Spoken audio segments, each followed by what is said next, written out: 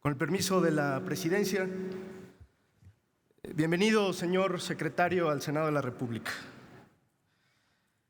En Movimiento Ciudadano tenemos la firme convicción de que México está llamado a asumir un liderazgo regional e internacional en temas sustantivos. Así lo hemos dicho en distintos foros. Y también hemos expresado que parte de la consolidación de ese liderazgo tiene que ver con la congruencia de nuestro propio país, es decir, con plantear los problemas, pero también aportar soluciones en congruencia con las necesidades que han expresado nuestros connacionales. Decía usted al inicio de su intervención, y me da gusto que lo reconozca, que ha recibido del Senado de la República un respaldo importante para defender la propia soberanía de nuestro país. Movimiento Ciudadano será siempre parte de ese esfuerzo. Vamos a cerrar, por supuesto, filas para defender a toda costa la soberanía de nuestro país, nuestros intereses y nuestros principios.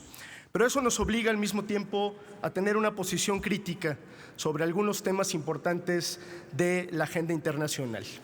Yo quisiera concentrarme en esta intervención para referirme al tema de la migración, tanto del problema del flujo migratorio que atraviesa por nuestro país, como algunos problemas que tenemos en la defensa de nuestros connacionales en el vecino país del norte.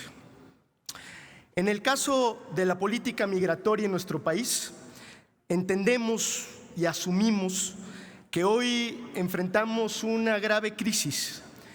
Y en esa crisis, o en el centro de esa crisis, está el sufrimiento de muchísimas personas.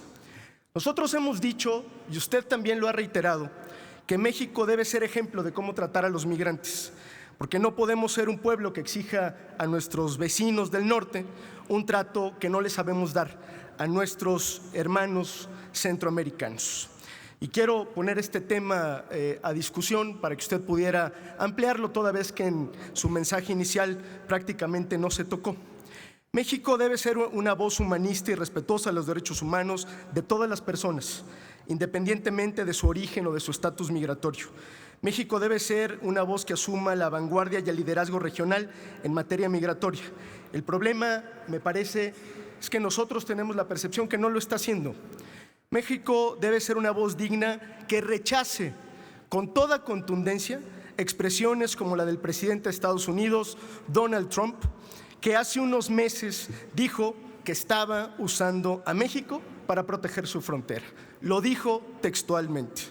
Nosotros no podemos aceptar que se imponga este discurso de odio contra nuestros vecinos centroamericanos, ni tampoco que se convierta México, como se ha referido aquí, en un país seguro de facto.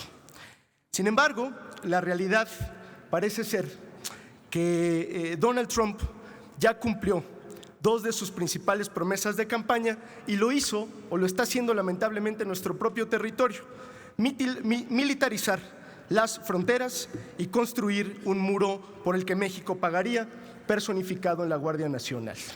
En este asunto particular, me gustaría preguntarle, señor secretario, ¿cuántos efectivos están desplegados en la frontera sur de México para atender el problema migratorio? Valga señalar que en este sentido que el Congreso de la Unión no ha cumplido su obligación de legislar sobre el registro de detenciones de personas migrantes y, por cierto, el plazo para hacerlo concluyó en el mes de noviembre. Yo quisiera pedirle su opinión sobre esta omisión, pero sobre todo si pudiera ampliarnos las características que debería tener estos registros de detenciones de personas migrantes. Mientras tanto, mientras tenemos esas omisiones, han sido detenidos, según algunos registros oficiales, en los últimos meses más de 150,000 personas migrantes y, según datos también alarmantes, han muerto al menos 3 en estaciones migratorias. Si pudiera usted ampliar la información al respecto, se lo agradeceríamos mucho. Sobra decir el infierno por el que pasan las personas que están en estos albergues.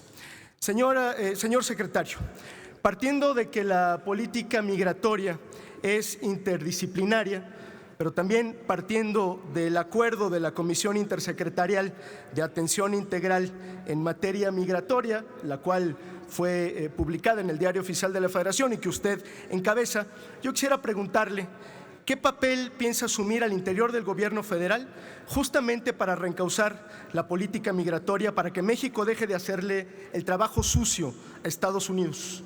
Y quisiéramos preguntarle de manera muy respetuosa, pero también muy puntual, si está dispuesto a proponerle al presidente de la República un replanteamiento de la política migratoria para que ésta deje de acercarse al militarismo y la persecución y desde luego rechazando por completo la idea de convertir a México en un tercer país seguro o en el muro que tanto anhela Donald Trump.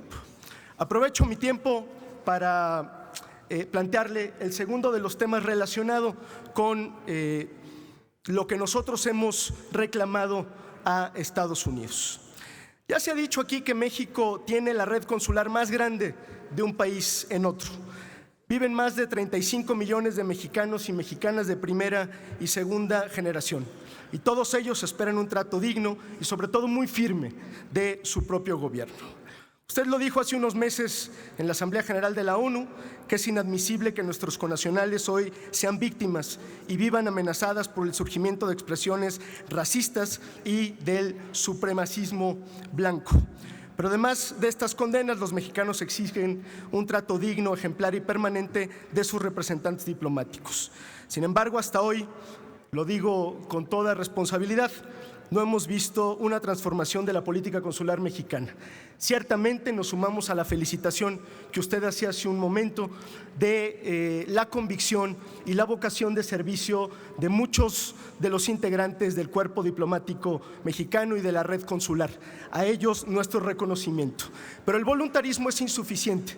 Lo que quisiéramos conocer es cómo va la estrategia para cumplir lo que nosotros hemos dicho es el compromiso número 96 del presidente López Obrador y que tiene que ver con hacer de la red consular una defensoría prácticamente de nuestros connacionales en México. Hace un año le decíamos nosotros al secretario de Relaciones Exteriores anterior que su gobierno no había logrado darle respuesta a las comunidades migrantes en sus demandas más sensibles.